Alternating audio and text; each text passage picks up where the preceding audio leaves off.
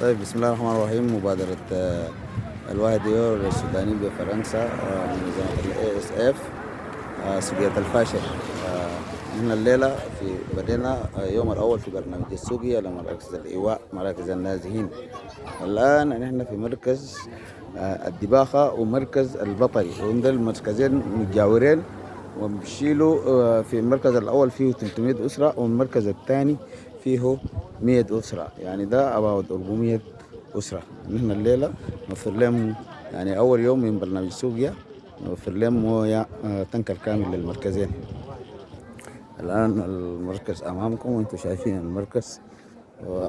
يعني المركز يعني المركز فيها 100 أسرة، فيها 100 أسرة، 100 أسرة.